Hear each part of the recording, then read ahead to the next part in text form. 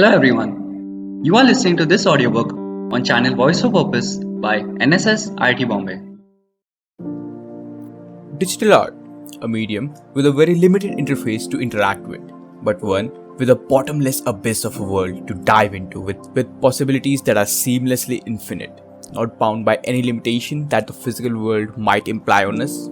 Art, per se, remains art no matter the medium. Art is the expression of oneself, of a person's feeling, as a medium that transcends the need of any kind of verbal or written language conveying emotions through things that just might be as simple as what we call colors. There is, however, plenty of limitations when it comes to laying all that onto a physical medium like a paper or a canvas. For example, too many coats of paint can ruin an art piece. The paper might not withstand the paint, it is fragile. There are different kinds of paints, each with different textures and properties that might or might not mix. So an artist desiring the qualities of multiple kinds of mediums is restricted by the mediums themselves, by this very reality. Digital art, however, traces the tranquility of a canvas and breaks it out of the reality that confines it to a medium, a space, or a realm that is not bound by any rules of the real world. A digital artist answers to only one thing, which is their imagination. Anything one can imagine, however they imagine it, with whatever textures, colors, and whatever size it may be, they have the power to bring it all seamlessly to life. Today, everything digital is more or less a product of digital art.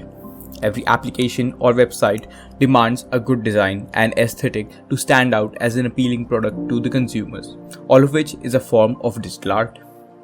Digital art takes on all kinds of forms: 2D visual art, 3D computer-generated arts, digital collages, computer-generated animated imagery, or as otherwise called CGI, and digital installation arts, which aim for them to be interactive pieces of artwork where one can experience the same in more ways than one: touch, sound, sight, and even smell. You might think that a medium like this would be an instant hit, but no.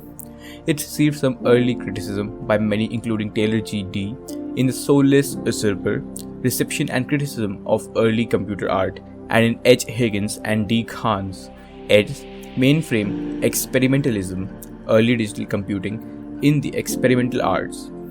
However, after initial resistance, the impact of the digital technology and digital art has not only transformed but quite literally revolutionized. The techniques of digital art are used extensively by mainstream media in advertisements and by filmmakers to produce visual effects. These can be made in many ways using just as many tools. The most common ones are graphic tablets connected to a personal computer.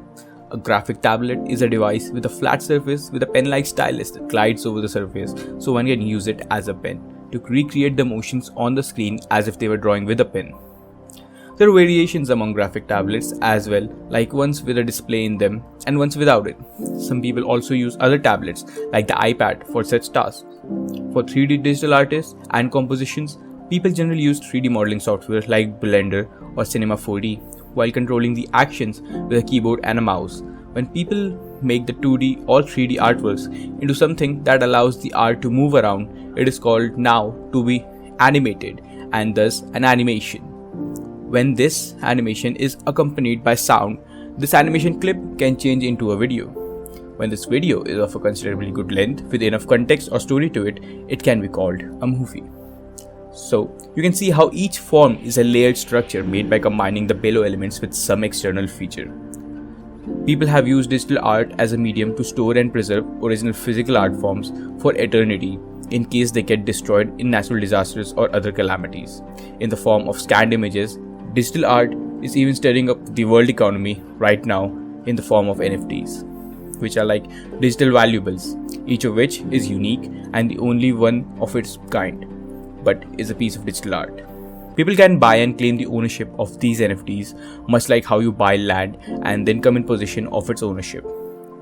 Digital art is truly a beautiful medium that liberates an artist from the chains of reality that bind them and let them soar into this empty, infinite canvas of a universe to create their reality as they like it without any restrictions.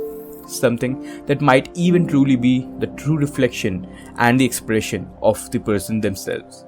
Digital art might give you a small window to enter into through a screen or a graphic tablet, but the realm it opens up to you is never ending and infinite.